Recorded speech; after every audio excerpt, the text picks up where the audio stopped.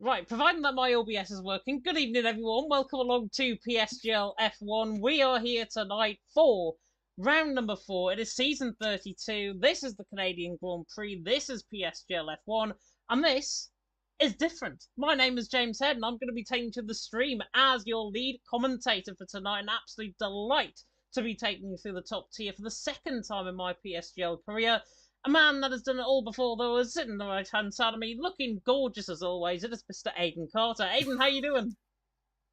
I'm doing very well, thank you very much. Thank you for the compliment. That's really kind of you. Yeah, I'm looking forward to it. It's a bit weird. This is usually more of a Friday night occasion for us rather than a Monday night. But hey ho, we're on to a Monday night now. And yeah, looking forward to it. It's going to be a really, really interesting round. 3 rounds in already, and it's been a bit of a topsy-turvy season so far. So I'm sure this race, I'm sure Canada, the circuit around Montreal is going to be no different. I think it's going to definitely provide some different results once again tonight. So yeah, looking forward to it. Yeah, it is going to be really interesting indeed. If people are wondering where Jess is, of course, she's doing pantomime rehearsals at this moment in time. So obviously, I have stepped into the breach and be your lead commentator for the season, which I'm sure some of you will be absolutely delighted with. Some of you might have not seen me before. Hopefully, I will please you nonetheless, as Jess has done, of course, the last 3 weeks or so. Looking through the driver's standings, of course, to run through the race result of last week, which I did have a look at the F1 race before I came live. Rowan took the win from Kazizel in second, Tom there in third, Inishizou 1, 2, 3. Are they asserting dominance this season, especially from that race? Who knows? But the championship standings are as follows. Rowan leading the way, 33 points, taking that championship lead after that race win. Rudy there in second on 30 points, his Dutch compadre there in second. Kazizel there in third on 24. He does like Canada, so watch out for him. Legend in fourth on 22. Tom there in fifth on 20. Asacum in sixth along with Fabi also on 16 points. And then Jensen there in eighth on 9. Marlon and Marquez rounding off the top 10 in the standings on 6 points respectively. And Aidan, of course, you were here last week alongside Jess for the Grand Prix in Zandvoort. Rowan did take the win, took the championship lead. A Shazoo 1, 2, 3. What world are we living in? I know what are we living? Like you say, it's very bizarre, but it was kind of I think it's fair to say. I think a lot of people who watched it will agree that last week's race was a little bit dull. I think it wasn't exactly the most exciting race in the world. I mean, it's Zandvoort. What do we really expect? Unless there's really some sort of proper weather interference, it's not usually that crazy of a race. And in fact, qualifying was crazier than the race because of the changeable conditions. So, but yeah, Rowan really strong race last time out. Pitted a little bit later than everybody else and really made an advantage of those tyres late on in the race to pick off his Shazoo teammates and win that race. But of course, if you take out the penalty for Nemaya dominated that race from start to finish in the Red Bull. He only lost that race because of a 5-second speeding in the pit lane penalty, which without that, it would have been a comfortable, dominant win for the Red Bull driver. And that is another opportunity that the Red Bull drivers have blown, of course, because it was a Red Bull 1-2 on the grid, and Marlon was running at the front and then spun earlier on. Penalty as well for Nemaya, and that is not the first time we've seen that this season. That has happened at Spain, of course, with both drivers as well. So on the face of it, it looked like a Shazoo domination, but in the reality of things, it was Nemaya that dominated that race. Yeah, it was indeed. Moreland, of course, qualified in pole position, I think, last week, if I'm not mistaken. So hopefully he can Mm. bounce back to form. Of course, he's currently in the top 10 in the standings as well. Having a look through the constructor standings there as well, we are just getting into the lobby, I can say. Aston Martin on 42 points leading the way, from McLaren in second on 30 points. Mercedes in third on 26. Alpine in fourth on 24. Then Williams and Ferrari tied for fifth on 22. AlphaTauri in seventh with Asacom back tonight in seventh on 17. Red Bull in eighth on on 11 points, I should say, in eighth. Haas there in ninth, along with Alfa Romeo also on 3 points. And let's have a look then at the track map in question because we are just loading into the lobby. 4.361 kilometres and then 2.7 mile, 14 turns, of course, waiting our drivers out on track. 3 DRS zones, one down the start finish straight, one down the big back straight down and towards turning right into the third or fourth chicane around this track, and then one, of course, down from the hairpin in towards the wall of champion chicane. And Aidan, this is a track that should be feared quite a lot by our drivers. Does give some good racing though. It definitely does. Yeah, I think on the face of it, it's a very simple track, definitely to look at. There's not really too much to it. It's just a lot of short straights and a lot of chicanes quickly in succession afterwards. So on the face of it, it doesn't look like a difficult track, but because the chicanes are so quick and the track is so narrow, and of course it's a semi-permanent street circuit, it is very difficult. This circuit is difficult to nail. easy to make mistakes. You can hit the wall. Of course, there's so many places that we've seen in the past in real life, let alone in league racing, that have caught out drivers. Of course, we have the wall of champions here. We've seen Kubicza's awful crash in 2007 that he had down towards the turn 10 hairpin. There's just so many places to get it wrong. Turn 3 and 4, another one as well, where that can happen. And of course, beyond that as well, we've got track limits penalties, which we didn't obviously see really play a part at all in Zandvoort. It will very likely play a part in the race today and in qualifying as well. Will track limits around Canada. It is so easy to invalidate a lap here. So expect to see a lot of track limit warnings popping up here, there, and everywhere around this circuit. And this is really the only track left on this game at the moment where a two-stop strategy on pure pace alone is still viable. Everywhere else seems to be a one-stop at the moment, but you can pull off a two-stop here simply because you only lose about 15 seconds or so in the pit lane with you cutting off the final chicane and cutting off turns 1 and 2 on the exit. So if we're ever going to see a two-stop strategy, this track is going to be the track it happens at.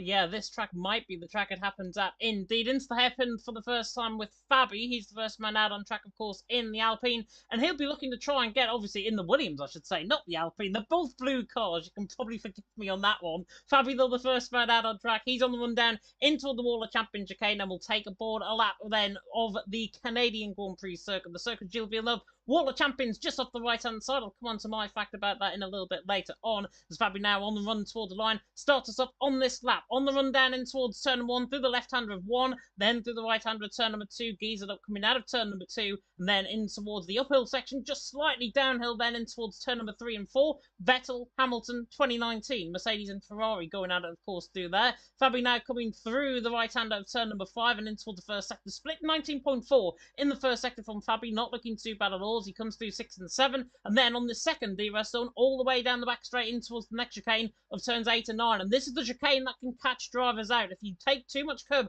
on the right-hand side or avoid the curb completely like Fabi has done, you get a really good exit out of the corner, unlike, of course, what I was going to say in terms of that. Fabi through the middle sector, 41.7, looking quite good as he comes in towards the hairpin of turn number 11. Of course, where Kubica had that horrible crash in 2007. Fabi in towards then the right-hander of turn number 12, the little kink of turn number 12, and then, of course, in toward the Wall of Champion chicane, Schumacher, Villeneuve, Hill, 1998, all crashed in qualifying around here. Fabi, hopefully not going to be doing that. Beautifully done through the Wall of Champion chicane. That is a lap of the Canadian Grand Prix circuit over and done with, and Fabi then on the run to the line, a 1:10.1, but we are bound to see Aiden a lot quicker times as Elliott goes quicker by 0.5 of a second.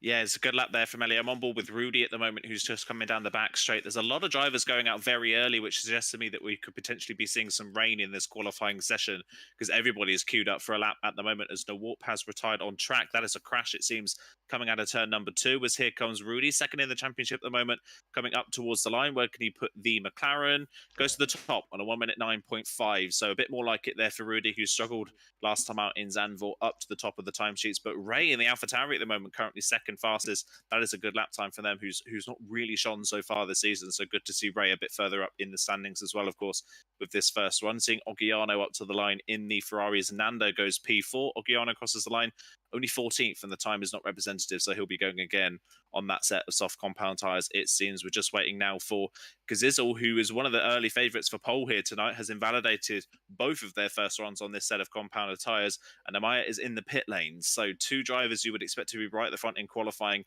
and down at the back having not set a time. So if there is potentially rain coming in this session, which everybody being on the track at the same time suggests to me there could potentially be some coming, Gazizel and Amaya need to get out on track and get a lap in very, very quickly. But first one's over, Rudy on top, but there's a couple of surprises up there. I'd say definitely third and fourth, Ellie and Nando, much higher than we've seen from the two car drivers so far. Yeah, Nando, I remember actually in another league that I commentated on him around. He was very quick around here as well in Canada, so watch out for him. Louis just absolutely sends it into the pit lane, absolutely speeding like a demon going into the pit lane there, because this will doing the same thing as well. Both Alpines down in 18th and 19th position, as you say. Namaya there down in 20th as well. But it's Rudy out on top, Ray in second. Ray, of course, PSGL F2, what would have been champion last season before he got moved up, of course, to F1. Delighted to see him back and delighted to be commentating on these guys once again, who did get promoted up, as Oggiano now goes quicker on a second run on that sort of soft compound tyre. 109.5, completely caught me off guard. I thought he was coming in the pit lane, but Oggiano now on top, Rudy in second and Ray in third. Currently, as it stands, we could get a TF 1, 2, 3, a TF implied attribution in terms of that, with obviously Elia there down in fourth, former OP driver. But Ogiono out on top, Rudy in second, Ray there in third, Elia there in fourth, and Nando there in fifth. But very, very close indeed, Aiden, with top seven covered by, what, a tenth and a half of a second. Yeah, incredibly close. And just to prove my point, it's just started raining. So so those that are coming out onto laps now are not going to get the best of conditions. Fabi's just gone out on an out lap. Most importantly, though, Nemaya, last on the grid, obviously, like we mentioned, dominated in Zandvoort last time out, is going to have to do this lap with some drizzle coming down. It doesn't look all that heavy, so we don't really know how much of an effect it's going to have on the track conditions. But even if it doesn't have an effect on the pace, it's still going to be a bit of a distraction. And what is also going to be a distraction is the traffic coming out the pit lane that Nemaya may have to deal with on this lap. But that is the risk you run with making a mistake on that first run in qualifying. It can put you in this kind of situation. And two drivers that really need good qualifying, who have been so strong in qualifying all season long so far, Kazizel and Nemaya, at the back of the field, not going to have the best of the conditions. And it's only a 19.6 in the first sector for Nemaya, which is already over 2/10 off the pace of what we've seen so far. So that suggests to me already the track conditions may be potentially slightly changing. Rudy was doing a 0.3 through the middle sector on his best run last time around, and Nemaya isn't really going to get a good run at all because he's completely missed the apex of turn 8. He has completely missed the exit of turn 8 in D42 flat in the middle second, though, from Nemar. He's looking not too bad, actually, as he runs completely wide into the hairpin. That's what you were going ooh at there, definitely. Ogiono, though, out on top, Rudy in second, Ray there in third. You can tell by the intensity of the rain out on track, and just with it being overcast, of course, out on the circuit, it is going to get wetter before it gets drier. That means we could see an early end to this qualifying session, potentially, but Nemaya is not on a lap. Kazizel is coming down until the final couple of corners. Louis has already spun on his out lap and takes a very, very strange line coming into the pit lane. I don't think that's allowed. DRS is now disabled out on track. You can tell, actually, coming into the pit lane on board with Louis, that it is very, very greasy indeed in the pit lane. And Louis there completely taking track limits to a new dimension, I think, there, down at 18. 23.3. I don't think he's going to get another lap time in, because Issel has just started up on a run, of course, second last week in race 3, of course, at Zandvoort, or round 3, I should say, at Zandvoort. Ogiono, Rudy and Ray, do I dare close the poll now? Because I don't think we're going to get any improvements. No, I don't think we are. For the first time in the top division for yourself, and we're going to have a very dull qualifying. It seems it's over pretty much 7 minutes into the session. Qualifying is over. But yeah, you can see the raindrops on the track starting to form now. So yeah, unless it dries up at the end of the session, we're not going to see improvements on time here. And if that is the case, there are a lot of drivers out of position on this grid, you've got to say, isn't there? There's many people who you would expect to have better qualifyings who have not done so. And I mentioned at the start of the stream that track limits are going to be an issue here. We've only had the one runs on the soft compound tyres, but the track limits have already played a part in how this grid is looking, of course. We've got Nemaya and Kazizel on the back row of the grid, having won the race on track last time out for Nemaya. This is definitely not the bounce back he needed from that race. Of course, Nemaya has probably been one of the fastest drivers in this championship season so far, but hasn't had the results to show for it. Last time out in Zandvoort with that penalty was actually the first time he scored all season, so he needed some sort of round here to get him a bit further up in the championship, and starting 20th is not the way to do it, because Izil did set a lap in the end, but it's only a 14.2 on the soft compound tyres, as you can see. It's far too greasy. It's only put him ahead of his teammate Louis as it stands, so not really much of a gain there for Kazizel, unfortunately. So only up into 18th position, and he was one of the drivers that was tipped for pole position earlier on, and he was one of your favourites for pole as well, if I'm not mistaken. So yeah, that prediction has not gone too well, unfortunately. But beyond those two, there are many people further down that are out of position based on the speed we've seen them so far. Both the Williams, Marcados and Fabi out of position. Brock and Tom, both Mercs out of position as well. Jensen as well had his best race of the season in Zandvoort, down in 17th in this qualifying session. So yeah, a lot of people are going to have to make up a lot of places in the race. Yeah, I think it just emphasises that point really, where first out on track really did help. First guys out on track, I mean, were Rudy, Ray, Elliot, and look at where they are. Second, third, and fourth. Ogiono, albeit went on a second run. He realised that the rain conditions were going to come. His Jeff, I think, definitely worked in his favour. The Ferrari man is currently out on top, and probably out on top as the session goes on, with 8 minutes to go in the session. I don't think we're going to get any run, apart from Jensen, who is out on a set of intermediate compound of tyres. Now, normally, when we see these close qualifying sessions towards the end of a wet qualifying session, you normally see a lot of drivers actually retiring to come in the pit lane. So Jensen breaking that trend, coming out on a set of inters, that makes me think, Aiden, are we going to get rain in the race with so many drivers not actually still being inactive in the pit lane, but obviously not coming out to go for that set of intermediates just yet?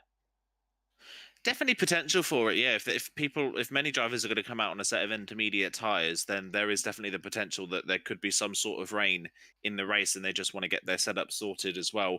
Or potentially the fact that not a lot of people retiring suggests that it might dry out by the end of this session very quickly, and there could be an opportunity to get another lap time on the board. But with there only being 7.5 minutes left, the rain would have to be over very quickly if that was going to be the case.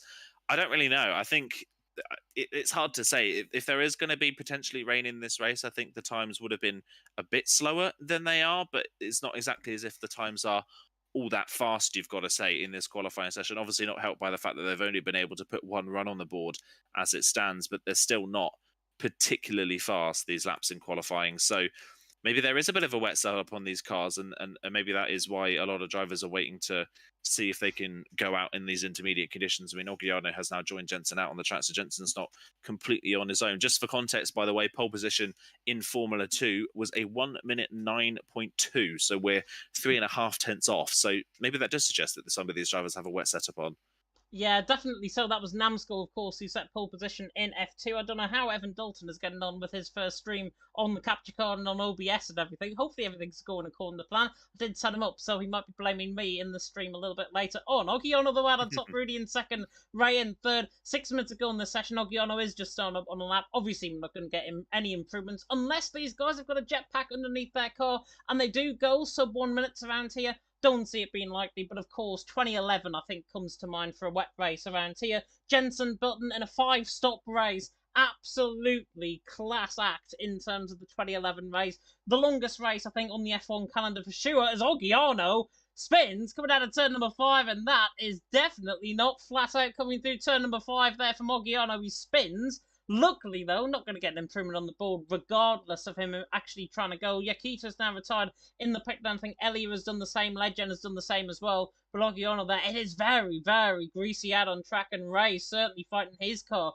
coming out the pit lane, along with the Aston Martin of Jensen, who's also on a lap at this stage as well. But Ogiano out on top, Rudy in second, Ray in third. Wish we were getting a better entertained qualifying session than this, would it be my second time, certainly in PSGL F1. But you can't have it any other way. But Ogiano, Rudy, and Ray currently a top 3. Obviously going to be very interesting. Looking at the comment section as well, Hadrick saying pull for Asacum. Wrong. P8 in the end for Asacum, but a 109.8. He's 3/10 of a second off. And Aiden, he had a ban last week, and it's good to see him back. Yeah, it is good to see him back. Like you say, banned last week after too many penalty points after an incident in Bahrain. But it's sad to see that happen because he had such a strong start in Spain in the first round of the season. Utterly dominated that race as Asako himself is going for a spin on his soft compound tyres in these greasy conditions. So he's just having a bit of fun by the looks of things. But yeah, he dominated the first round of the season in Spain for his first win in the top 2 of PSGL. And it was definitely a precursor potentially for the rest of the season because he was, of course, running at the front as well in Bahrain. But that incident put him back. And then obviously the race ban on top of that has put him 2 races behind, really, in the championship race. He's still not out of it just yet. And with what we've seen so far in this qualifying session, this order is very jumbled up. So there's still plenty to gain for Asako here. He could definitely be one to look out for still in this championship race moving forwards. But yeah, he's already put himself on the back foot, as have many a driver.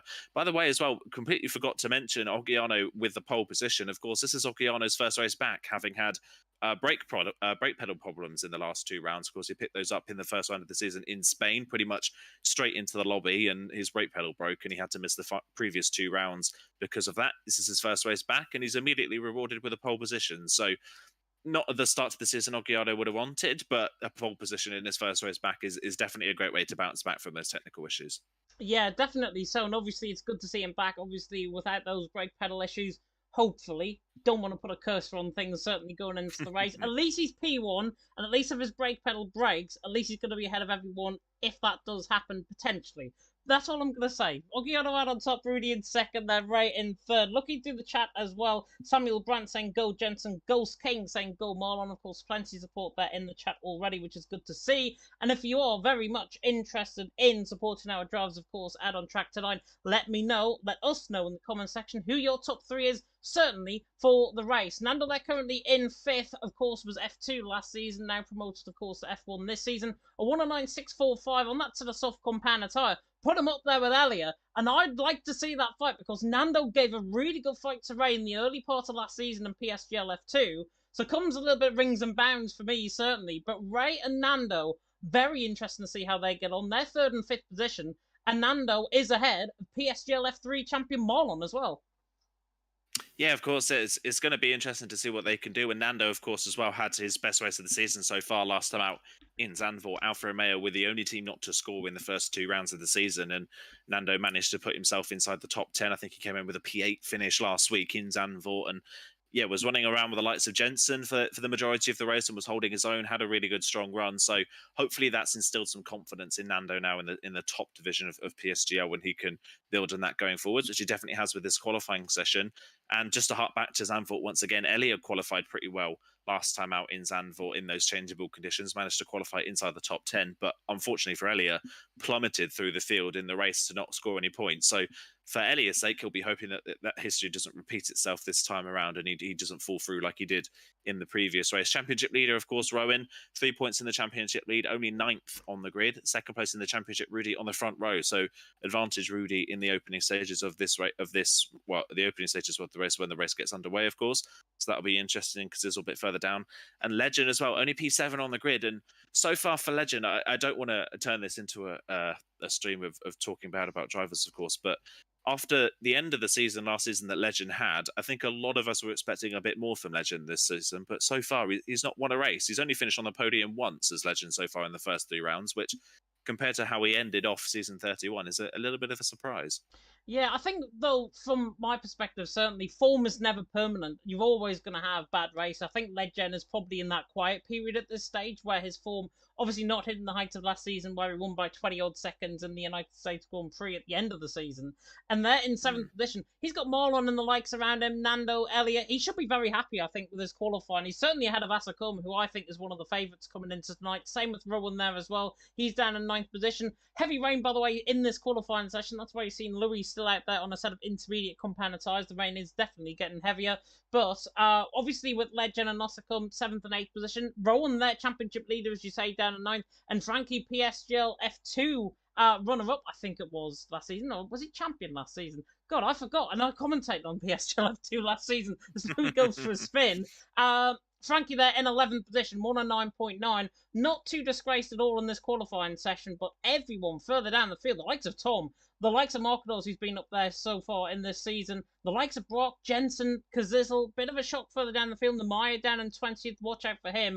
I could say watch out for literally every single driver in this field. It is so tight, and I'm sure the racing is going to be great. We have reached, finally, the end of this qualifying session. Ogiano was confirmed out on top. It was going to be the case anyways from halfway in the qualifying session. Rudy in second, right there in third. Louis just treating us for a few donuts coming in towards turn 11. The intermediate compound tyres he is still on. Down in 19th position, 23.3. And if he didn't invalidate this lap, he could have actually improved on that lap. Yeah, he actually could have, even with a spin, I think, at turn number 4. So he potentially could have still improved on that lap, but it's not going to go anywhere for him, unfortunately, and he's just going to slow down. And there you go. There go the donuts, just the end of this qualifying session, which was, I think probably the most anticlimactic qualifying session and one of the most anticlimactic qualifying sessions we've ever seen. But hey-ho, that is just the luck we were drawn with the weather. So hopefully, fingers crossed, the race provides us a little bit more action. Kazizel, by the way, saying in the chat, in the Discord, saying, I reckon we restart. I might be with you with that. The second half of that qualifying session, that's for sure. But we'll have a look at the full grid order very soon indeed, as soon as Louis decides to come into his pit box. It is Ogiano out on top. A whole host of Italians there at the top end of the field. Ogiano out on top. Rudy there in second in the championship.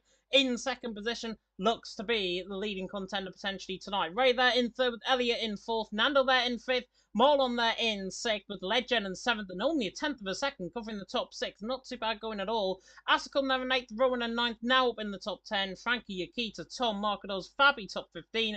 Brock, Jensen, Kazizel, Louis, who all got valid lap times in. Namaya didn't even come out the pit lane, I don't think, and he's right down at the back of the field. The Spaniard. We are going to go for a slight commercial break from our sponsors, of course, GT Omega. We'll be back with you in 30 seconds.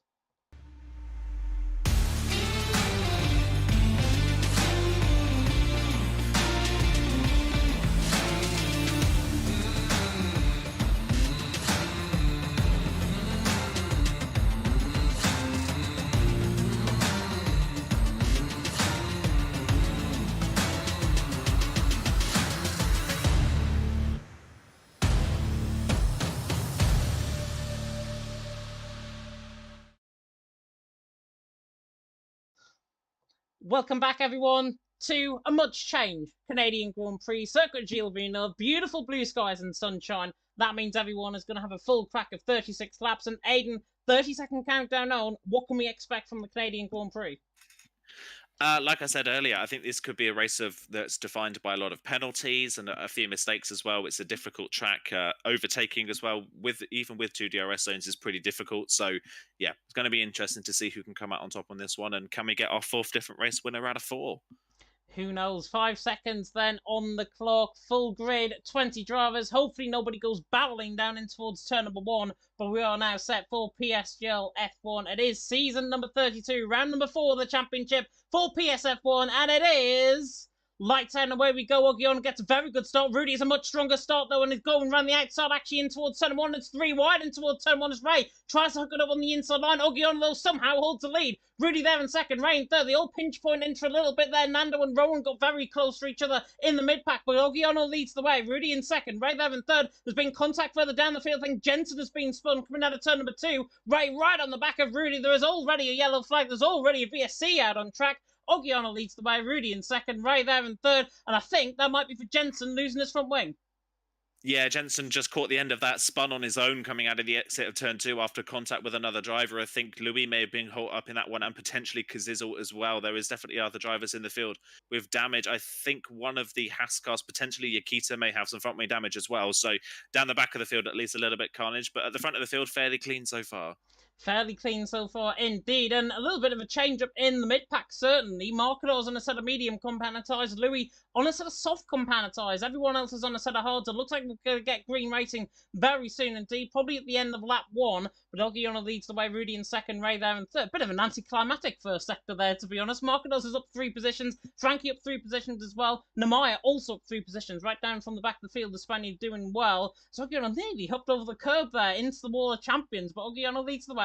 Crossing the line onto lap 2. Are we getting back going underway very soon indeed? I hope we are. With plenty in the pits, and Jensen has sped on the virtual safety car. He has now picked up a speeding under a drive-through penalty for speeding under that VSC.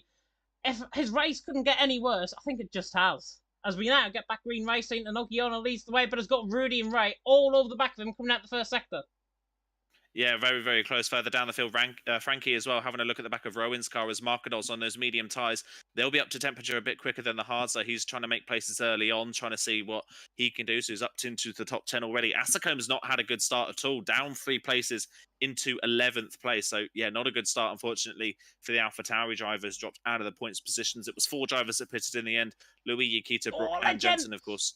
Oof. Oh, that was aggressive from Legend down the inside line. He's got Elliot, I think, for chips, though, coming out the hairpin. He does indeed. Legend with an aggressive dive down the inside line. The Ferrari just about comes out on top. A bit of contact into the braking zone there, into the hairpin. Legend, though, there was a gap there. He was entitled to it, and he gets the job done. He's into 4th as Rudy makes a mistake through the wall of champions, and now Ray right on the back of him, the Italian, on the back of the Dutchman in towards turn number 1, onto lap 3. DRS now enabled. Ogiano leads the way, Rudy in second, Ray in third, and Rowan trying to attack Marlon in the back of this shot as well.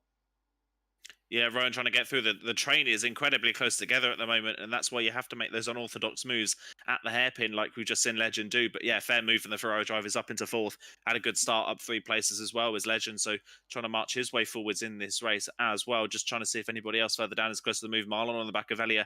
Again, it's looking like early on, Elia is struggling to hold the pace at the front of the field as he did in Zandvoort last week, where he just plummeted through the field, and he's already again under pressure now from the Red Bull driver. So that's going to be a bit of a worry going forwards. Marcador's on those medium tyres now, kind of stuck in 10th, hasn't really gone anywhere so far, so he needs to start making a bit more moves if he wants to get further up this field. And of course, what is the strategy for Marcador's? Is it just a medium hard, or is he potentially doing a 2-stop strategy? We don't know, but we're going to have to find out. And if he is going to be on that 2-stop strategy and on the 1-stop going from the mediums to the hards, he's got to start making moves now.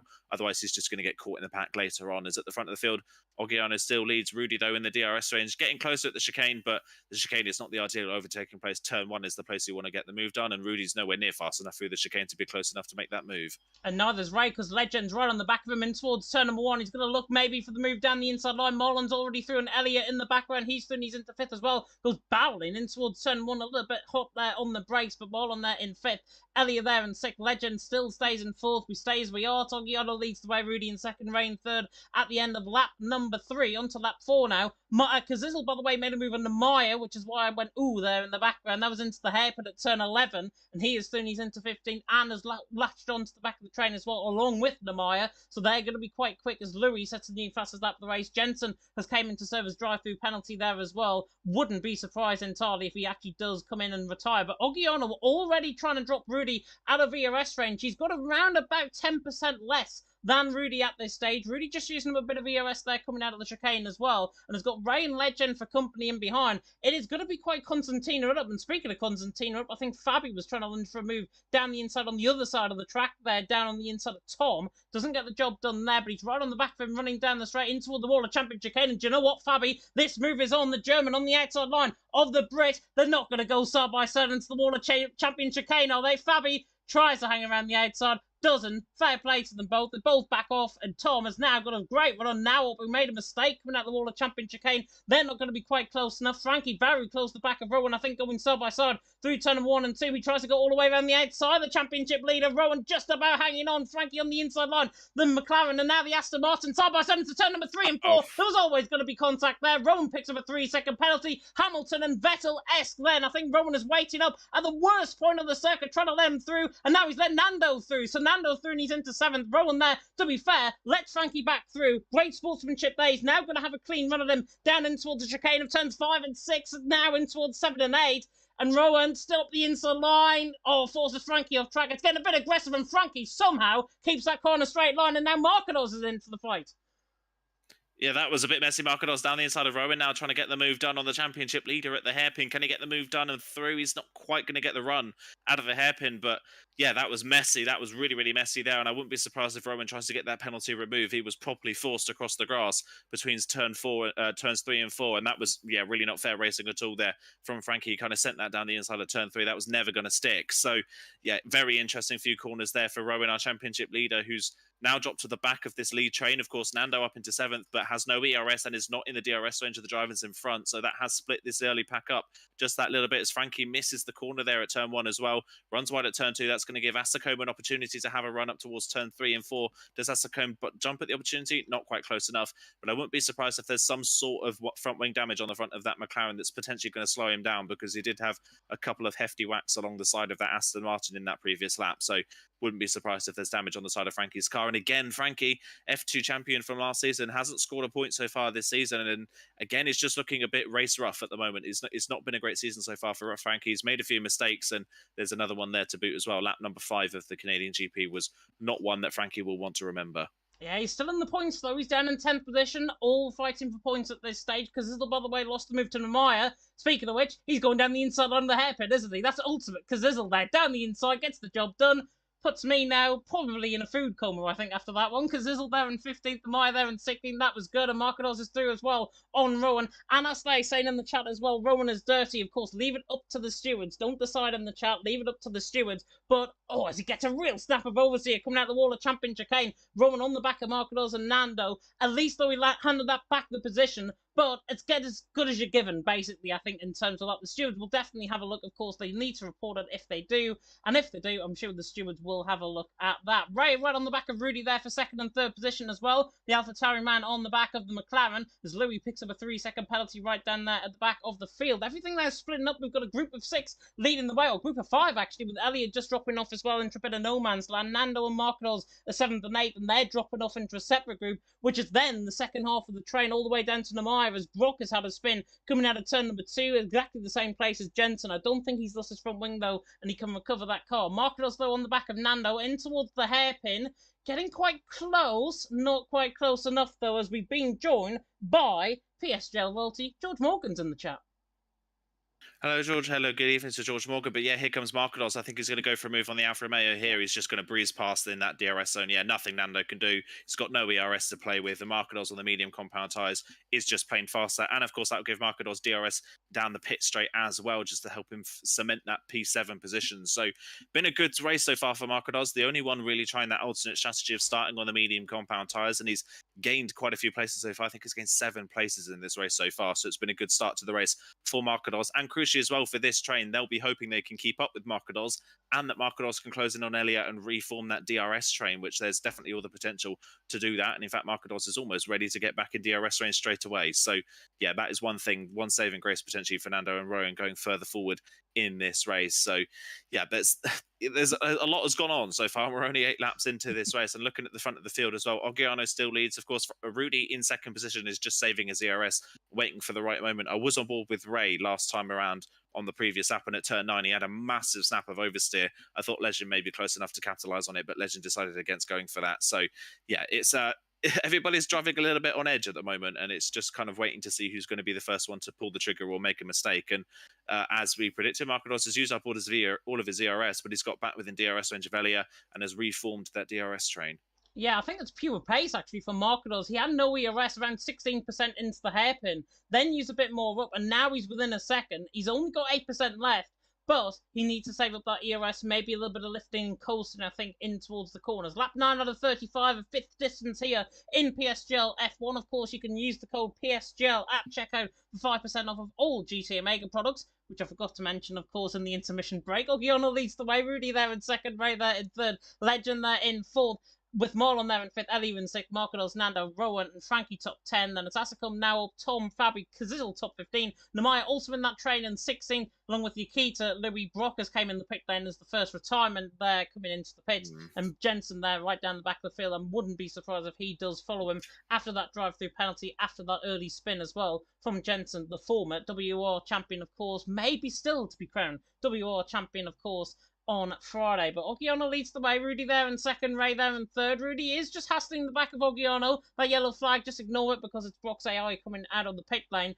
But Oggiano leading the way. It's 0.5 of a second. He does look quick at some parts of the track, but look at his ERS usage. 53% compared to Rudy on 79%. Rudy has got 25% of ERS, and when it comes down to it, he will have the pace to attack Oggiano for sure. Yeah, he definitely will. But of course, with how these races usually work, we're going to be waiting for the pit kind of window for the race to really kick off and get going, and that's where we will see these drivers that extra bit of ERS just use it on their in laps and out laps just to try and gain a bit of an advantage, of course. But yeah, looking further down the field, their P6 Elia is just teetering on the edge of losing DRS range to Marlon in front, and could just be about to lose it through that detection point. No, he just about keeps it for the back straight DRS zone between turn 7 and turn 8. But Marcados looking good on those medium compound tyres still, and is closing up to the back of the Haas fairly swiftly. So Marcados still making his way forwards, and while Marcados is making his way forwards on those medium compound tyres, as you would expect, two drivers who are not making their way forwards at the moment are Kazizel and Namaya. Of course, they've benefited from those that pitted early in the race for damage, but other than that, they've not really gained any places in this race, as Nawarp crashed coming out of turn number 8, and that is going to be a full safety car. So wow, that is not great for those on the hard compound tyres. Who that is great for, though, is Marcados, because he can now pit and either go to a 2-stop and pit for another set of mediums, or he can pit for a set of hards and take those hards to the end of the race. So that is great for Marcados, not great for those that start on the hards. Now, by the way, went pretty much 50 feet past turn number 9, which is the left-hander coming out of the chicane. Pretty much, I think, got caught in the outside curb, has spun the car around, obviously. Oggiano, Ray, and Rowan, interestingly, stay out. Elliot and everyone else are into the pit lane. The Maya also staying out. He was, of course, down there in 16th position, now up to 4th position as a result. Everyone going onto that set of medium compound tyres. As you mentioned, Aiden, Marcados was going to be on a set of hard compound tyres. He is on a set of hard compound tyres, but look at how many positions he's just lost. He's just lost that all because of traffic in the pit lane. He's behind Kazizel, he's behind Frankie, and Kazizel must have been about 5 seconds behind him on track. So Marcados, this safety car has not helped him at all. He has lost so many positions. Down there in 14th position. I think everyone has got off scot-free. I know Tom has gained a couple of positions there as well in the Mercedes. So he's now well within the points, of course, when Oggiano and the top 4 do come in the pit lane. But Oggiano, Ray, Rowan, and Namaya stay out. Everyone else in that set of mediums is in. 25 laps, roughly, on a set of medium compound tyres. They're going to be absolutely done for come the end of the race if they do want to make that one stop.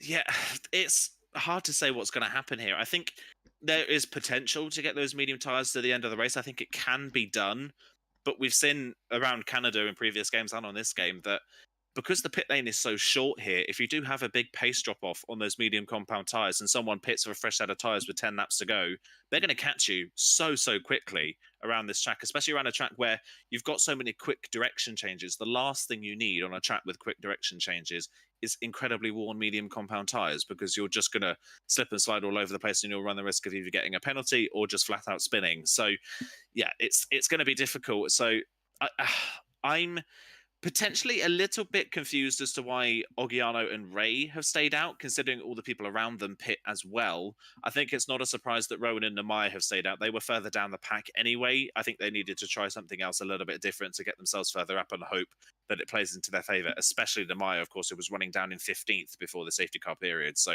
I think it makes sense for Namaya, at least, definitely, to stay out and try something different, and Rowan potentially as well. But for Oggiano and Ray, it's a bit of a risk, I would say. They're going to be hoping that those medium tyres can't make it to the end. And if they can't, they're sitting in the pound seat at the moment, of course. And one thing to note as well, I was watching Marquez in the pit lane. I don't know if he meant to do it or not, but he had a front wing change in the pit lane, which is why he dropped so many places. And of course, that held up Fabi in the process as well, who also pitted. So yeah, I don't know if he meant to have a front wing change, but if he did have a front wing change, then his pace on the medium compound tyres at the start with a front wing change is incredibly impressive. So if that was a genuine thing that he needed to do to change that front wing, then all bets are off for Marquez in this race. He could still be very strong here. So yeah, it's going to be interesting to see what these drivers do. And of course, on top of that as well, it is clouding over ever so slightly. And we did mention the possibility of rain in this race, of course. So who knows? Maybe these top 4 drivers stayed up because there's potentially rain on the horizon and they just wanted the track position before they have to switch to intermediates. There could be many a reason why they've stayed out, but if it stays dry, it's kind of 50-50 as to which strategy will work and which one won't. What I can say for definite, though, is we're going to get another lap under the safety car. It is lap 13 out of 35 now here in PSGL F1. And yeah, I've got to agree with Aiden. I think, certainly in terms of the cloud cover coming over the circuit, and in terms of, I mean, I picked it up coming through turn number 1, I think, on the last lap, but it was definitely getting a lot cloudier. The sun has now gone in, out on track. That normally indicates, 100%, well, 99% of the time, whenever I'm commentating, it normally indicates that there's rain on the way. I have been wrong in the past, though, so do not trust me at all in terms of what the weather is going to be doing. But I think the top 4 have had to stay out because they realise that the rain is around maybe 10 minutes away, I would say. So if 10 minutes' time we get back underway this lap, that normally accumulates around lap 19, lap 20. So that might be when we see the drivers come in for that set of intermediates. It's if buts and maybes at this stage, though. Do not trust us for a bag of chips at this stage. Oggiano leads the way from Ray there in second, Rowan there in third, Namaya there in fourth. Good evening, by the way, to Luke Etheridge there in the chat. Niels Binnenport, I hope I've pronounced that name right, also saying Legend is clear at the moment. Yeah, Legend has actually been the real gainer, I think, out of the front group. And look at how dark now it has got over this circuit. The rain is going to be coming very soon indeed. 2011 vibes potentially in this commentary box at least. Safety car now in this lap. Oggiano virtual Bert Malander, now the virtual safety car. And if I was Oggiano and if I knew the rain was coming, I'd go straight away. Yeah, I would go pretty quickly as well if I were Oggiano, but he's obviously going to hold back a little bit and maybe hopefully try and cause some carnage that he can benefit from. But of course, if the rain does come, the one tyre you don't want to be on is a one set of hards, so that's not going to play into their favour if the rain does arrive. So we'll wait and see. But it has clouded over very quickly, and now it's up to Oggiano as to whether he wants to go early or leave it till the last minute. I think he might leave it to the last minute. Coming down in towards the wall of champion chicane, Oggiano, still a very consistent speed, now says go. So Oggiano into the wall of champion chicane, leads the way to line of stern and behind, but Oggiano leads the way and has got a really good restart, actually. Around 6/10 of a second there ahead of Ray. Rowan there in third, Rudy already on the back of Namaya, looking for moving towards turn number 1. I don't think he's going to be close enough, though, the Dutchman. And no, he's not, and Namaya runs wide, coming down at turn number 1. Rudy right on the back of him, tries to switch it back underneath him, coming down at turn number 2. Now up the hill, slightly now on the downhill slope, down in towards turn number 3 and 4, where of course we saw that instant with Rowan and Frankie a little bit earlier on in the race, but everyone's clean through for now out the leaders. Oggiano leads the way, Ray in second, Rowan in third, and Namaya in fourth. Everyone on a set of hard compound tyres getting away, and Rudy there really struggling coming through turn 6 and 7, just broke himself there slightly. He's got Legend right on the back of him, and Rudy and Legend is a battle that I definitely want to see here in PSGL F1, but everyone cleaning the restart. Oggiano leads, Ray in second, and actually the front two beginning to pull away a bit from Rowan as Kazizel picks up a 3-second penalty. Yeah, because it's all penalties. So both of the Alpines, then the ones with legit penalties for Oh, track limits, as Nando! Nando tries round the outside of Elliot. Can he pull that off? He's going to have to get the space on the exit. I think he's going to Oh. pull it off. He does. That is a lovely move from Nando around the outside. Caught Elliot napping a little bit, having to sit behind Marlon, and Nando just took the faster line around the outside and breezed past. That was a brilliant move there. As further down the field, I think Kazizzle's had a spin at the back of the field. So Kazizzle's race goes from bad to worse. He drops down the field, but yeah, lovely move from Nando there. That is already contender for overtake of the race so far, and that is a brilliant move. He's up to P8.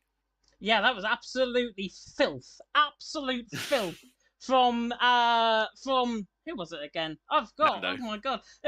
Who? Nando. Yeah, it was Nando from the inside of Elliot. My mind going at 200 miles an hour, as you can tell. Okiona leads the way, Ray there in second, Rowan there in third. Luke Etheridge, by the way, saying in the chat, hope this is cleaner than the PCF2 restart. Yes, it was. Much cleaner than the PCF2 restart. Rudy right on the back of Nemaya, though.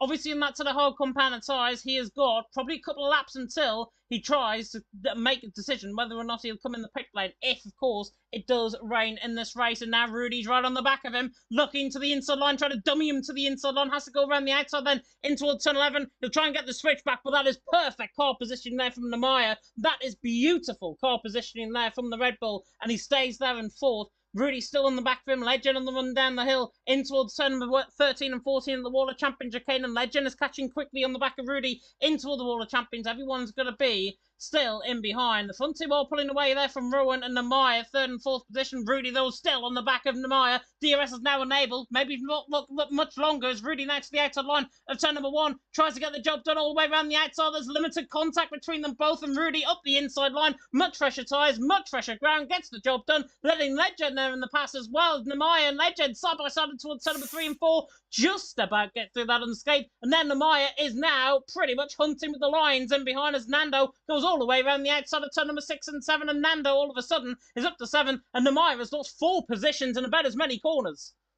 Yeah, that is just kind of the way of the racing, isn't it? When there's a DRS chain, as soon as one person makes a move and you're offline for the next corner, you're just going to get swamped. And that was the case for Nemaya. And next up for Rudy is Rowan, who's going to be the next target that could potentially fall foul of that same kind of run of corners as well. So, yeah, it took a while for the hard compound tyre runners to start losing track position, but now they're starting to drop like flies a little bit here as Nemaya, as Elia makes a mistake trying to get past Nemaya, and that's going to allow Tom the opportunity to get up into the points. Of course, Tom having not the best of races so far, been a little bit under the radar, but he's going to be going for 9th position here. And Nemaya's derating, so Tom could go down the inside here as well. But look at Elia's straight line speed into the back of the Red Bull. Tom has to back out. Nemaya's going to miss the chicane as well. That's going to slow them all up. Is that going to give Asacombe an opportunity? He's not quite close enough, but they're almost running 3 right on the one down to turn 1. Tom's going to try and get the pair of them here.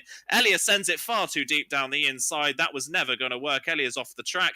Asacombe's going to pick up 2 places in one corner, and Tom is sideways. Frankie's going to pick up 2 places as well. Fabi's on the grass, coming out of the corner trying to avoid it. Marcados is up a place as well. That was really, really messy, and Elia and Tom go from going forwards to dropping 2 places backwards. Yeah, it is getting a lot messier here in Canada. What I can say, though, there's going to be no rain because the sun's now beginning to burn through the clouds once again. Ogiona leads the way. Rain second, Rowan there in third. Next up on the hit list for Rudy is indeed Rowan, the championship leader. This could get quite tasty between them both. He's on the sort of hard compound of tyres, Rowan.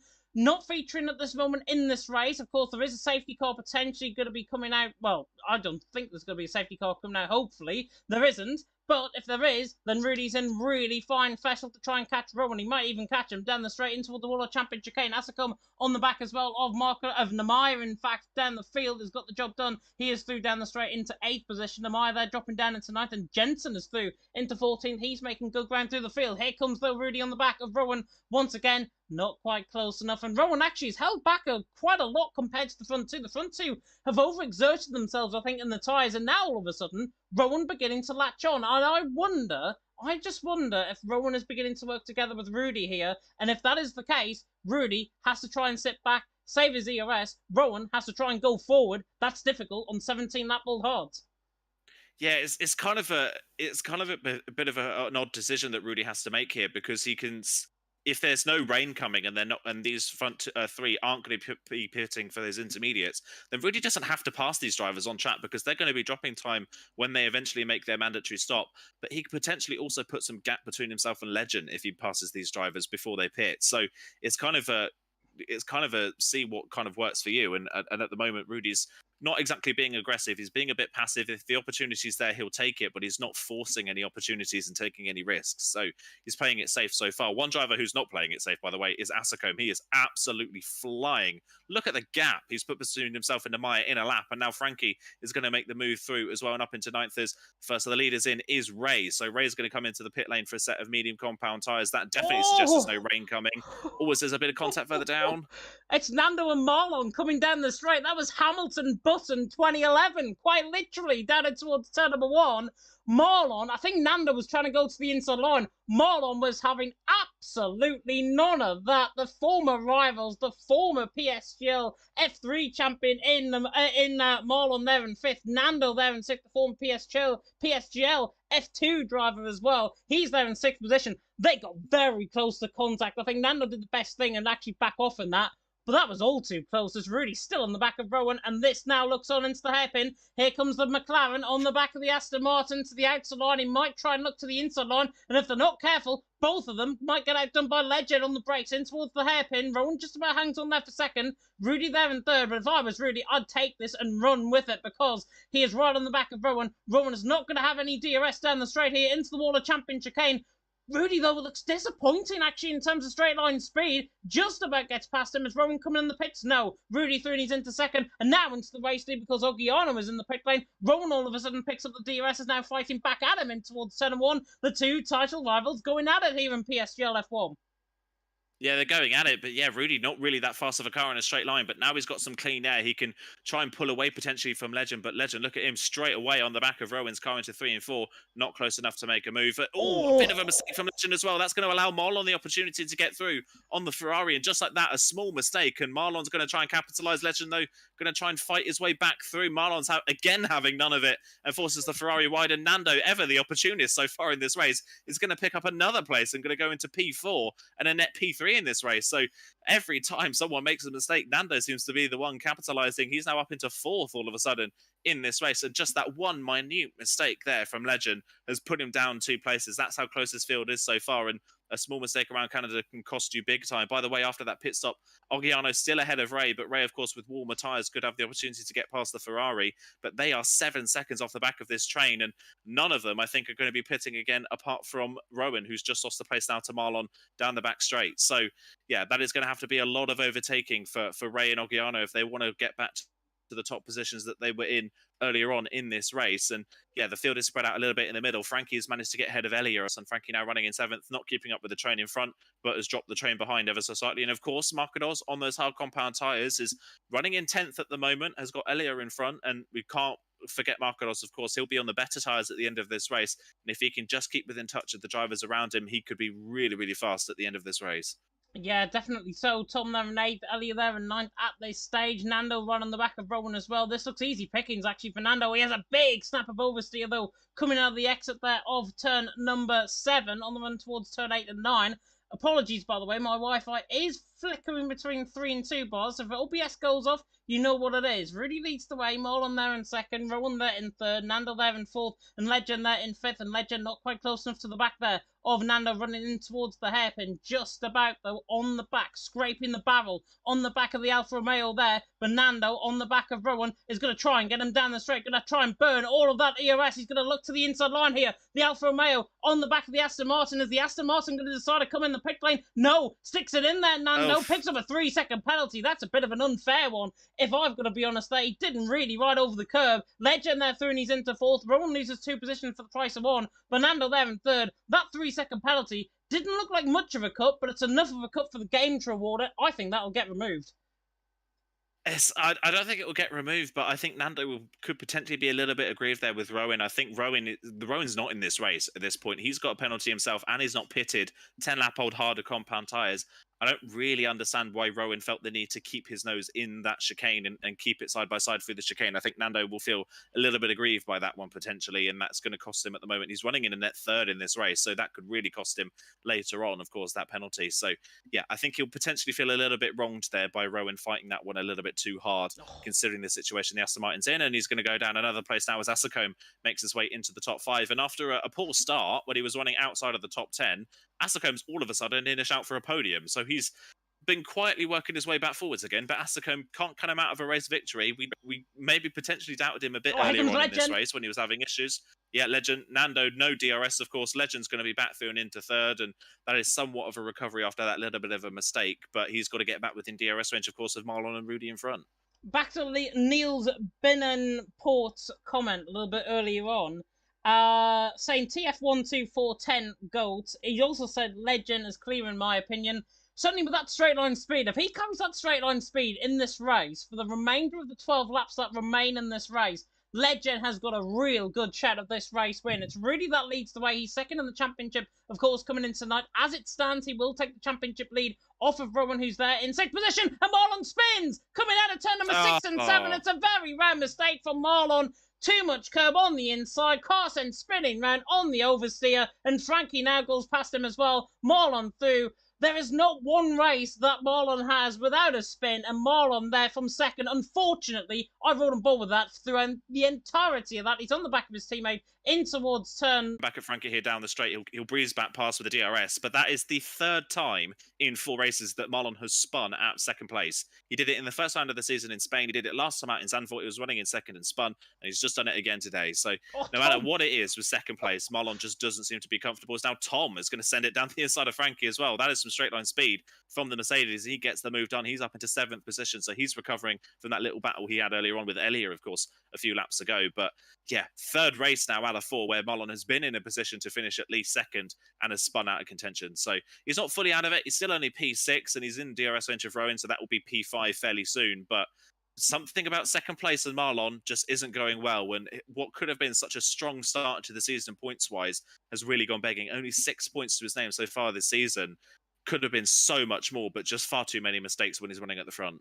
Yeah, he did a good job actually to keep that out of the wall. It could have easily been something different. He could have easily picked up the right side end plate damage on the car. But Marlon there in 6th position, I think we'll be blaming Play Tendel there in the chat potentially. Don't really understand German. I can get the gist of what he said.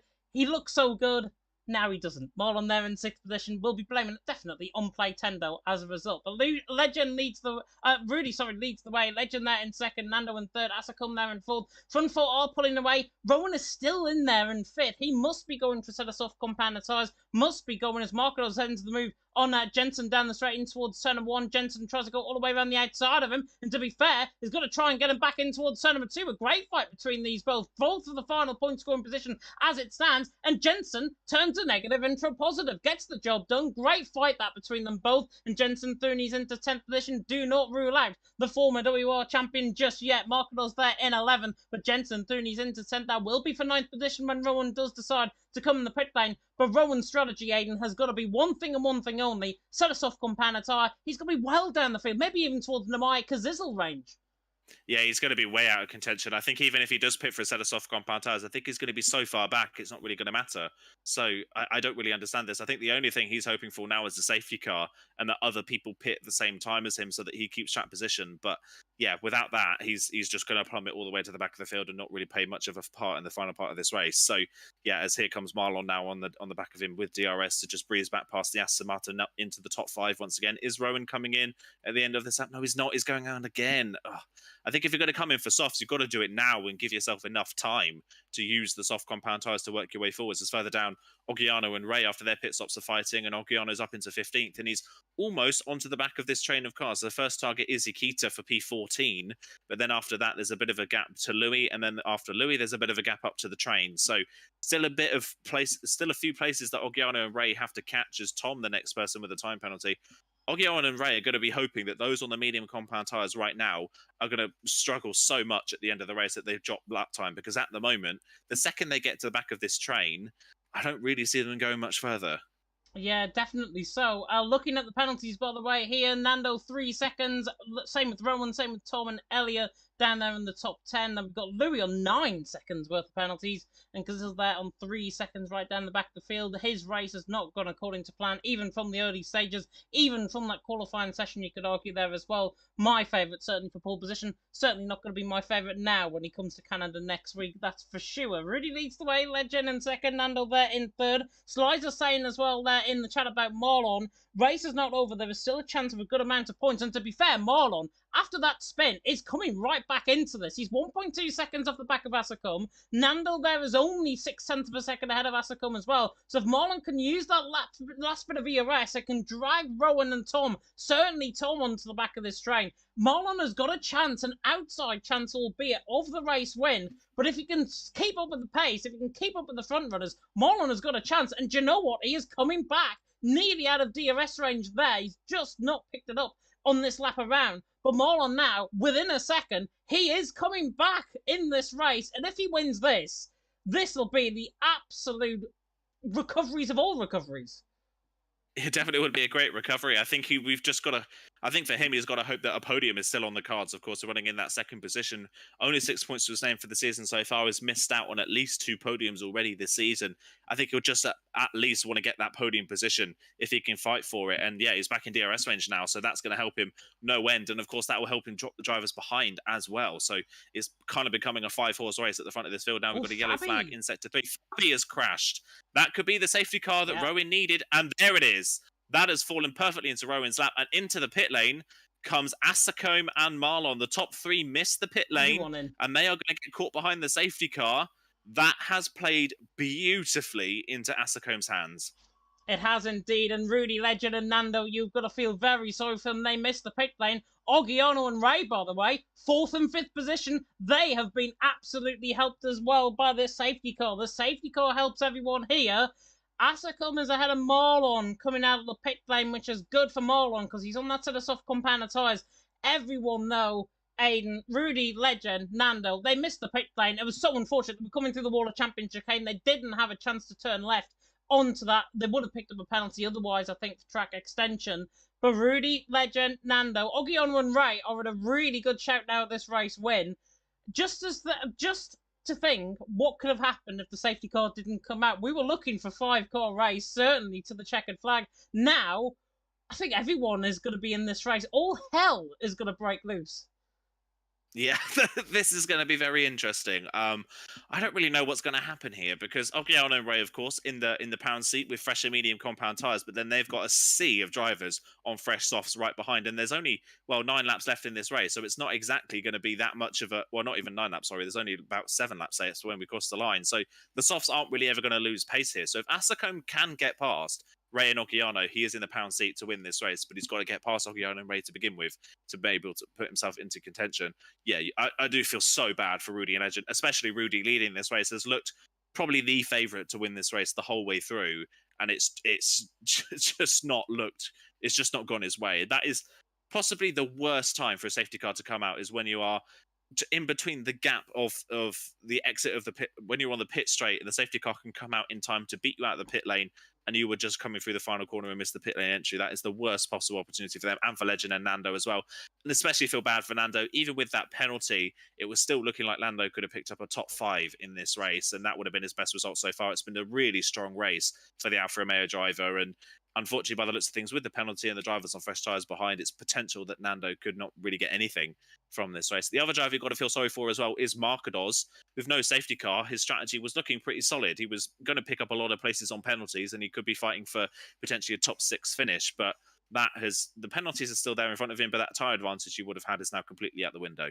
Yeah, completely out the window indeed. However, though, on that sort of soft compounded tyres, it remains to be seen what the guys further down the field certainly can achieve from this race. I don't think we're going to get the safety car in this lap. We've still got Kazizel and Namaya to catch back up. Might be coming into the pit lane in this lap. Who knows? Really leads the way. Legend in second. Nando there in third. There's guys you've got to feel absolutely sorry of. They were through the middle of the wall of Champion Chicane, as I say, before they decided to not come in the pit lane, because obviously they'd passed the pit lane, and that is really unfortunate, especially for the championship, or to be championship leader. He could still be championship leader by the end of this race, but Rowan has certainly been helped in this race. Down there in P8, he's got Marlon and Asacum ahead of him on that sort of softs. If he gets past them with his pace, which we know he has in this race, he's got Ray and then Ogiano to follow, and then everything is going to break loose. We are getting another lap under the safety car, which means we're going to have 5 laps of racing, lap 31 onwards, right to the checkered flag.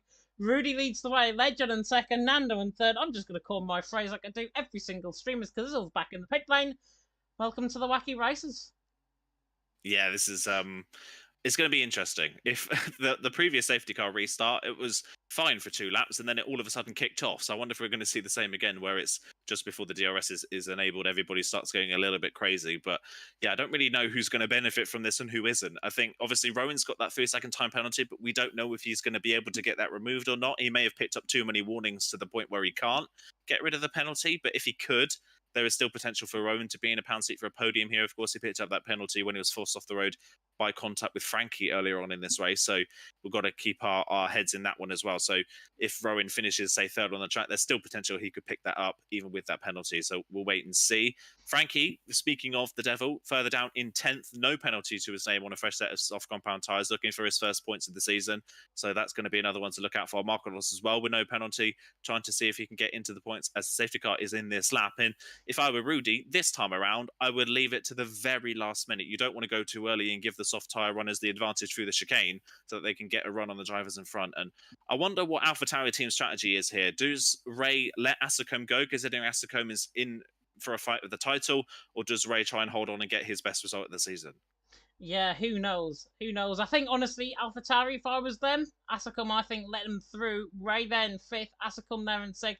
I'd say let Asicom through, have a go at the front 4. If he can't get past them, as now we go back green, racing once again. Rudy absolutely floors it into the water. Champion Chicane, so he's actually gone a little bit early, trying to string out the field, which is what I thought he might do. Frankie with a 3-second penalty, but Rudy leads the way and has already left Legend for absolute dead down the straight. And now chasing in towards turn 1, we've got the likes of Marlon Asicom coming through the middle of the field. Jensen trying to go all the way around the outside. Actually, Marcos makes contact with him, and now lets Louis up the inside of him as well. Jensen just about rejoins track. Now side by side in towards turn number 3 and 4. The Aston Martin tries to get the job done, doesn't get the job done, and he bails out. So Marcos there in 12th, Louis 13th, Jensen there in 14th. Further down the field, that was Marlon, I think, Asicom, I think you were mentioning there as well. And now, right on the back of these guys, championship leader Rowan is now going 3 wide, nearly down the straight towards turn 7 and 8. Doesn't get the job done. Marlon stays as is. Asicom there in 7th, Rowan in 8th, and there's been a crash further down the field. It's Jensen once again.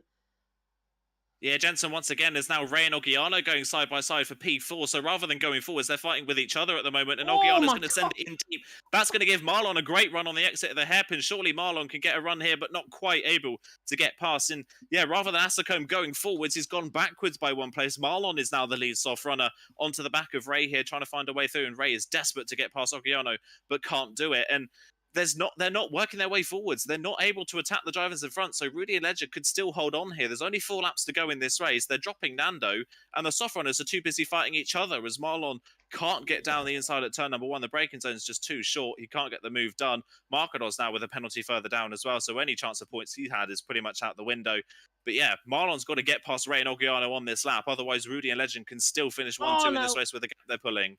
Ellie and Tom side by side in towards turn number 3 and 4. You know how that one ended up. They were side by side. Marcos there side by side with Tom. And Tom absolutely breaking loose, I think, around this. Really defending aggressively. The Mercedes just about holds sway. The Red Bull there in 12th position. Marcos in 12th in the... That is a Red Bull, isn't it? Am I right? No, it's a Williams. Sorry.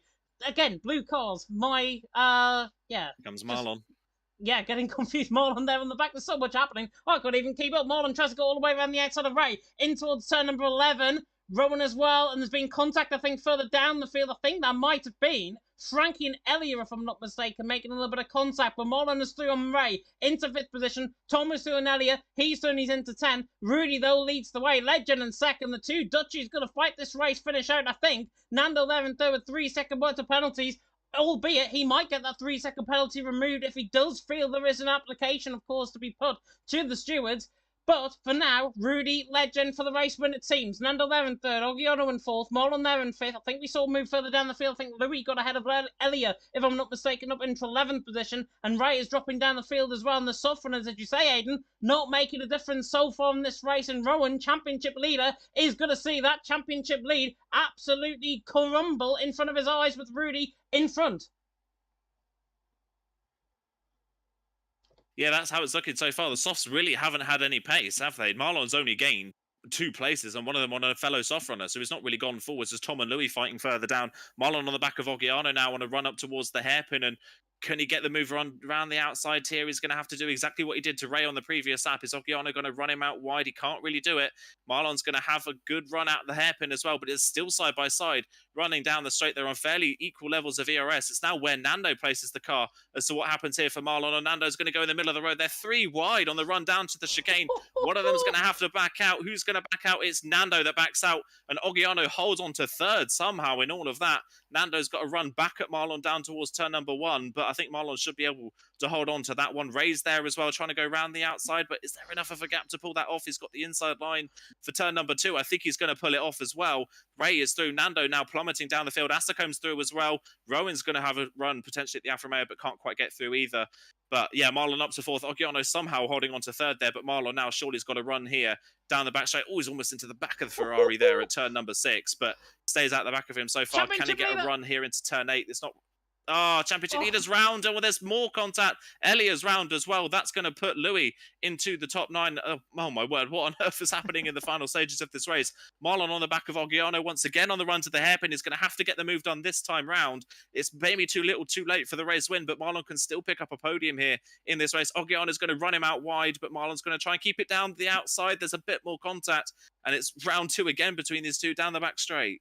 It is, and it looks like Rudy has just measured Legend to 0.5 of a second at this stage as well. There's more contact further down the field. I think Kazizel has gone for a spin, if I'm not mistaken. Louis has lost the position to Yakita. Everything happening. I can't even keep up. Pooh and Niels is having probably a seizure at this stage there in the chat. And now Marlon on the back of Oggiano, running down the straight and towards turn number 1. Is the Red Bull now close enough to the inside line? Tries to get the job done. The German puts him out there to the outside line. Oggiano there on the outside line. He gets the job done. Marlon through and he's into 3rd. And now, when you open up one can of worms, you get Ray through and he's into 4th. Oggiano there down into 5th all of a sudden. Marlon softs are coming into play. He's not out of this race win just yet. Is the impossibility actually on in this race? Rudy leads the way. Legend there in 2nd. Marlon there in 3rd. Bit of contact there from Legend. I think he nearly snapped into the wall and Marlon just gets cut off at the pass. Rudy leads the way. The soon-to-be championship leader has got only a couple of corners left to go, but Marlon and Legend, 2nd and 3rd, are still going at it, still for this podium position, with Ray right on the back as well, coming into the hairpin. In towards turn 11. Legend just about hangs him on there, but Marlon's alongside him, and Marlon is surely going to get this job done. Now they go line astern, side by side, all the way down in towards the Water Champion chicane. Who wants it most? And I think Marlon and Legend cannot be split into the final couple of corners. Marlon gets the job done. Rudy, however, through the final corner, he's going to take an absolute deserved race win. Rudy wins. Marlon in 2nd. Legend just about hangs on for 3rd, with Ray pressing him all the way to the line. Rowan dropping down the field. He's outside of the points. Louis has crashed even before the line, about a millimetre before the line. Rudy, though, absolutely deserves that race win. He took the fight. He got the strategy call right in the end. Marlon there in 2nd. The impossibility nearly came true. Great drive from him. He might be our driver of the day for sure. Legend there in 3rd, just about hangs on from Rain, 700th of a second. That was the Wacky Racers about 10 times over. That was insane. Well, that more than makes up for Zandvoort, I will say that. That more than makes up for that Zandvoort race. That was brilliant. And yeah, fair play to Rudy for holding on those 25-lap-old medium compound tyres. I think Marlon just left it too late, unfortunately. 1 lap more, and I think he would have won that race. But unfortunately, it's 35 laps, not 36, and he didn't get the opportunity to win. But it's still a great recovery for Marlon to finish 2nd after that earlier spin. I'm still miffed as to what happened to Asacombe. He was the lead soft runner at that safety car restart, and he went nowhere. He only gained places on Oggiano, and I can't remember who the other driver was that he gained a place on. Nando was the only other driver he gained a place on. So, yeah, I don't really know what happened to Asacombe at that safety car restart. He didn't really have any pace and just didn't go anywhere, which is kind of bizarre. But where Asacombe couldn't work his way forwards, Marlon capitalised and managed to get the podium that Asacombe couldn't. So, yeah, great drive there for Marlon. But while he's a potentially driver of the day for Marlon, I've still got to give driver of the day to Rudy for holding on those tyres and managing to make that strategy work. I've still got to give driver of the day to Rudy. Yeah, Rudy absolutely deserved that win. In the end, he got the strategy call right. That is what has now got him that championship lead once again back from Rowan, who even finished, I think, down in 12th, if I'm not mistaken. Yeah, Rowan finished down in 12th. A mad end to that race. Ken and Nut there in the chat saying, clean racing, what is this? Get me on PlayStation. This is why you should come over to PlayStation for racing like this. Rudy takes the win for Marlon there in second. That impossibility nearly worked for him in second after that spin.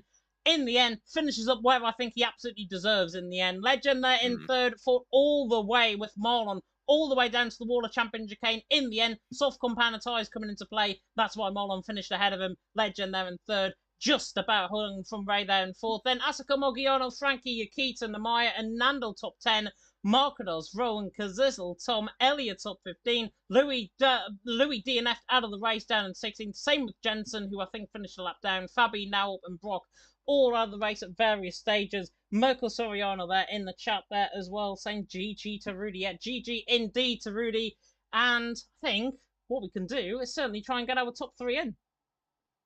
Yeah, let's hopefully get our top 3 into the commentary booth and see if we can speak to them. I don't know if anybody's in the chat just yet, but one thing to note as well, when that 3 drivers got their first points of the season in that race, Ogiano, Frankie, and Yakita, all 3 of them getting their first 3 points finishes of the season on the board. So missed that little stat there as well, but congratulations to those 3 for getting points. I think for Ogiano, not the result he would have wanted, of course, considering where he was running and considering the fact he also qualified on pole position as well, but it's still something that you can take away from what's been a rough start to the season. And I think Yakita definitely has really struggled in the opening phases of this championship, so he'll be very happy for that points finish, as will Frankie, but I wouldn't be surprised if Frankie's potentially got a couple of stewards reports hanging over his head, especially after that racing with Rowan earlier on in the race. And yeah, what a change in form for Rowan, wasn't it? Great race last time out to win in Zandvoort, and this time around just messy the whole way through. Didn't qualify well, had a messy race, made a few mistakes, and even on the correct strategy in the end, one of the better strategies at the end with that late safety car, couldn't capitalize on it. Yeah, definitely so indeed. I cannot wait for these interviews, to be honest, because we're going to get quite a lot, I am sure, from the drivers. And we can speak, of course, as we've got to invite our final man in. Of course, that is TF Legend, who finished there in third. We are going to go in race car order, finishing there in P1, Mr. TF Rudy. Rudy, first of all, can you hear us? Yes, I can. Can you hear me as well? I can hear you just fine as well. I'm sure our chat can hear you just fine, which is fantastic. That strategy call absolutely inspired. 25 laps on that set of medium compound tyres. You take the race win in Canada. Talk us through it. Yeah. Of course, the quali was a bit interesting because it was a bit of a one-shot. And I've really struggled with qualifying lately, and I'm just really happy with the lap I did. It was just a really good lap, no mistakes, just solid, which put me in P2. Then at the start, just stayed in P2. Then the safety car came out, and I knew that on PCF2 the earliest boxes were like lap 12, and I also did a race run as practice to see how long the mediums could last. So I knew they would make it, but they would, because the tire wear at the reverse is a lot higher than the front, so I knew it was going to be a struggle, and there was going to be some tire saving needed to make it work. But yeah, I was surprised Ojano stayed out, but everyone pretty much went in except for Rowan, who stayed out really long. I think that with the safety car was probably the right call, but at the end it was pretty similar to PCF2. So in the end we just drove away. I was able to capitalize on the people behind me fighting, and just won the race that way. So really, really happy. Really, really happy indeed. You must be absolutely over the moon, considering that you're now the championship leader as well, going into next week's racing. You must be absolutely thrilled that you're going to be taking the championship lead to next week. Yeah, I knew that I was leading after the second round of the season, but like at the start of the season, if you would have told me I would have had 2 out of 4 wins, that I wouldn't have believed it. So taking a championship lead, Rowan, who was leading the championship, no points. Maybe after Stuart's report he might, but this is just a perfect result for me. And that championship is definitely what I'm aiming for. Definitely on indeed. Certainly after that race win. Aiden Carter, coming across to you. Any questions? I think the only question for me is going forwards for the championship now, of course, taking the championship lead. Next round of the season is at Monaco, I believe, if I'm not mistaken. So I think you mentioned this previously the last time I spoke to you, but just to clarify once again, how are you feeling about Monaco, and is it a track you think you can repeat today's performance at? Well, I know there's some people at Monaco. Wait, can you guys hear me, by the way? Or yes, we can. Yeah. Yeah, okay, sorry, I thought I was muted. No, but yeah, I know there's definitely going to be people that are extremely fast at Monaco. I know Legend is rapid there, but so race win, yeah, it's going to be really difficult. But I knew that Monaco was going to be a struggle for me, and I think it will be for a lot of people. But to go into Monaco with this result is, of course, perfect because now I've extended my championship lead and I can now get a bit of a lesser good result and still be leading the championship. So yeah, this was like really important. But I think I'm aiming for top step, of course. But yeah, we'll see after some practice how I get on. Yeah, definitely. Seeing it's Monaco, of course, anything can happen. We'll wait and see. But congratulations on another win this season, Rudy. Yeah, cheers. Yeah, that's all for me as well, Rudy. You can go and enjoy Ethan. Yeah, thanks for coming.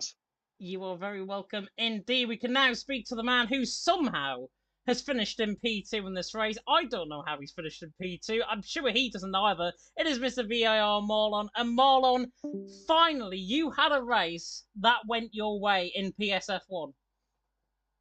Yeah, true. I hope you can hear me fine. Yeah, it was a difficult race. Quali was one-shot quali. I struggled a lot about on the first run, like I always do, but I was still happy with P6. And yeah, the start was really messy, a lot of carnage, but I kept my front wing clean, and yeah, just drove my race. Then the early safety car came out. I thought the medium could make it. I was not sure, but yeah, in the end, the safety car, the last one, saved me. I guess the spin was a 50-50 thing, good and bad. Of course, was my third spin in P2. It's not optimal, but I don't know how I did that to finish in P2. It was a really, really close and strong battle, and I'm more. Oh, have we lost him? Hello? Can you hear us now? Sorry, you lagged there, Marlon. Oh, apologize. What was the last thing you heard? Didn't catch the end of what you were saying, sorry. Yeah, I just said that that the safety car in the end saved me because I could pit and the other guys had to stay out. And I said the spin was a 50-50 thing, good and bad. And that's my third spin on P2. It's not optimal. I have to work on this. And yeah, but I'm still very happy and satisfied with this result. I think you should be satisfied with that result for sure. I think I mentioned in commentary that the impossibility might be on, and you had really good pace in the final couple of laps of that race. On that sort of soft compound tyre, you were the exception, I think, rather than the rule, with everyone else further down the field. Talk us through that spin, though. What was going through your mind after you spun? You were surely thinking, oh, not again. Yeah, that's right. I guess I took a little bit too much curb, and then the car bottomed out, and I spun. But I could save it a bit with a 360. And my race engineer Enzo calmed me down, said, "Chill. There's still a lot to gain," and he was in the end right. And I'm very happy to have such a good race engineer who is all the time calm and keeps me under control. And he helped me a lot this race for sure. That is really good, and good to see as well. Race engineers get the commitment, of course, that they deserve as well. Getting the overall picture, because many drivers, many teams these days have race engineers. Good to see that being given, of course, from Marlon's perspective. And final thing, certainly for me, before I head over to Aiden, Play Tendo. I think I was blaming him in terms of your spin a little bit earlier on. Are you going to blame him now as a result of that? No, I don't think so. I mean, I think with the safety car, sorry, my English is so bad. I apologize for that. If I didn't spin, I think the race would have been a lot harder than it was after that spin with the soft tire. And yeah, I had the pace to win this race for sure, but in the end, Rudy was his consistency is just incredible, and he did a really, really good job. And yeah, I had a lot of fun in the last stint, and I enjoyed this race because I don't like Canada usually. But this race I enjoyed really, really much. Yeah, and that might be the effect that I have, certainly on you, when I come into PSF1. And it's good to see that performance being granted there for sure. Aiden, I'm going to come across to you. Any questions? I think for me, with it only being 35 laps rather than 36, do you think if you had another lap, do you think you could have potentially won that race? I'm not 100% sure because the soft, I had really overheating on the rears. Maybe, but it will have been very difficult because, yeah, I don't know really. Maybe, maybe not. But yeah, I'm still very, very happy with P2 and yeah, finally a good result after 3 races. That was not what I wanted, and now I have finally a good result where I can build from, and yeah, I'm very happy. Yeah, definitely something you can build on, like you say. And speaking of building on, what's the plan for the rest of the season? What's the goal now for the rest of the season, would you say? Yeah, finishing as high as possible, of course. Monaco will be very difficult indeed because yeah, I don't like this track. I think it doesn't belong into league racing because there's a lot of carnage all the time, a lot of crashes, a lot of dirty driving. Yeah, I don't know. I don't like this track, but we will see how it goes. I will practice quali like crazy because that's everything there. And yeah, hopefully I don't have a game crash again like Friday in the other team event. And then I guess this could be a good race. Yeah, it definitely could be all to play for. And congratulations on your first podium of the season, Marlon. Yeah, I hope there will be a lot more by the end of the season. And maybe Fingers a win. crossed. I hope so. Yeah, it's definitely on the cards with the start of the season you've had in terms of pace-wise anyway. So, yeah, congratulations. Yeah, thank you. Definitely. And So you thanks for can. comms. You are very welcome indeed, Marlon. We will now move, of course, to the man who finished in P3, who I've got to say has been waiting very, very patiently indeed.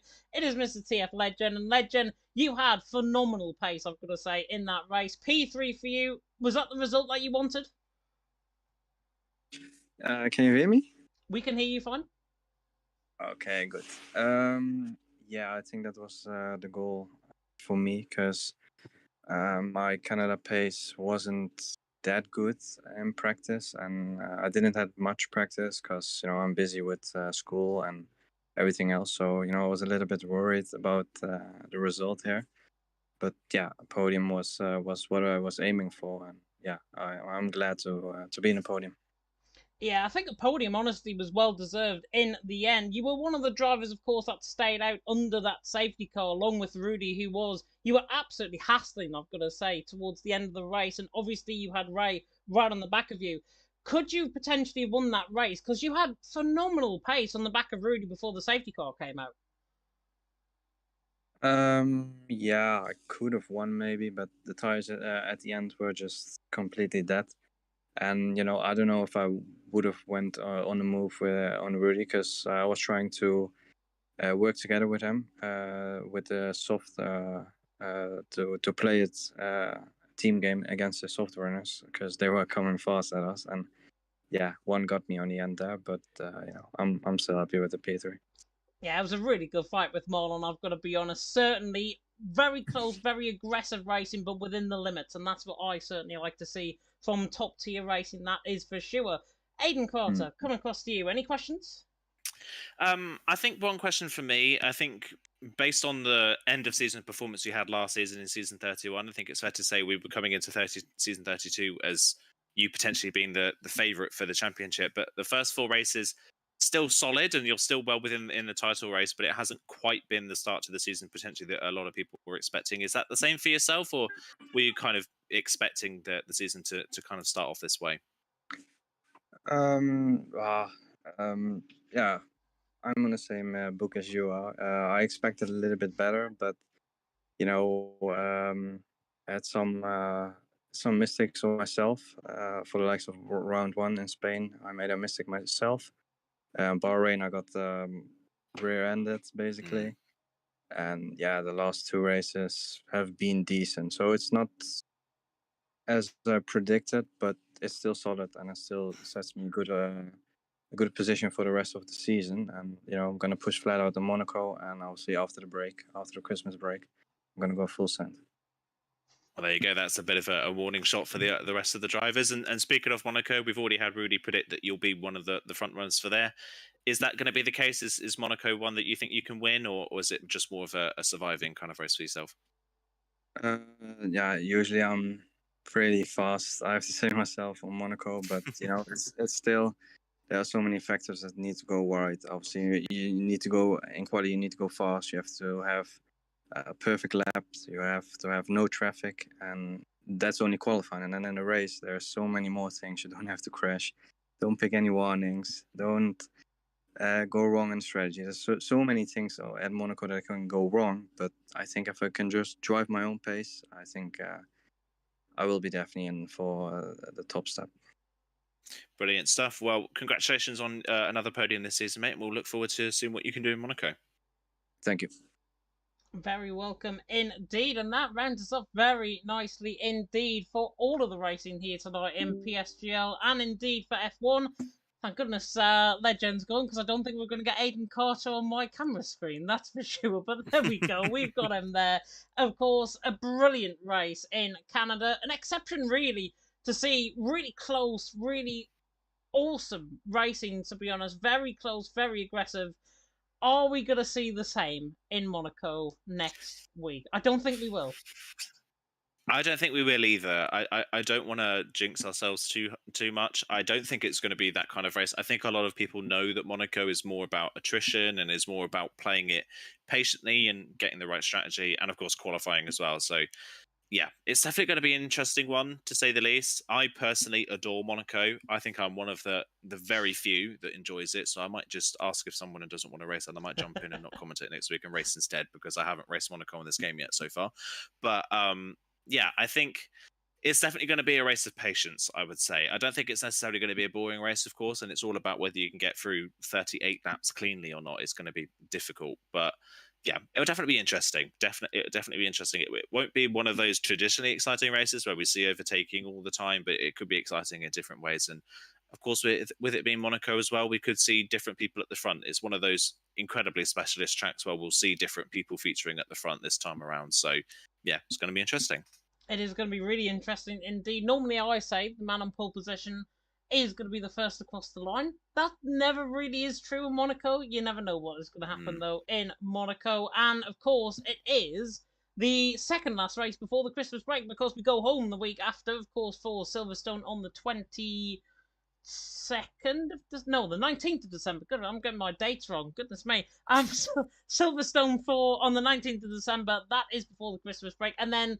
oh, we get my favourite track in Portimao, of course, round number 7, Belgium for round 8, Australia for round 9, and then the United States Grand Prix for round 10, and then Abu Dhabi, of course, ending off the season on what I have to check my calendar, I think is the 6th of February, if I'm not mistaken. I'm just double checking. It is indeed the 6th of February. Thank goodness I got that right first time. Just a week before Valentine's Day as well, which is very nice indeed. But that is the end of tonight's PSF1 live stream.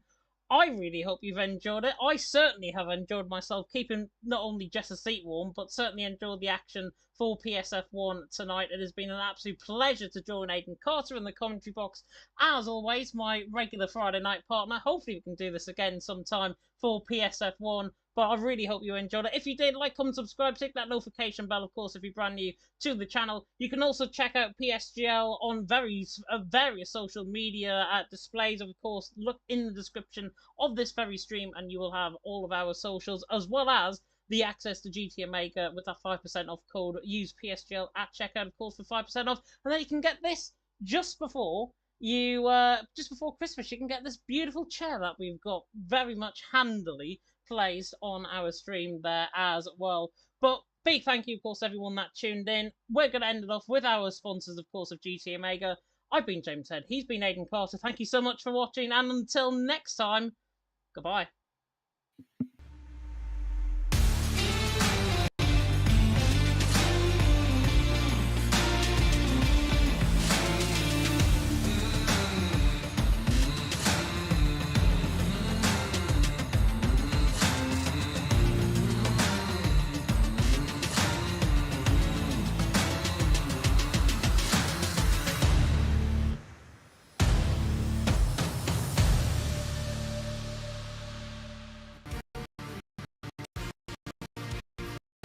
This broadcast was brought to you by GT Omega,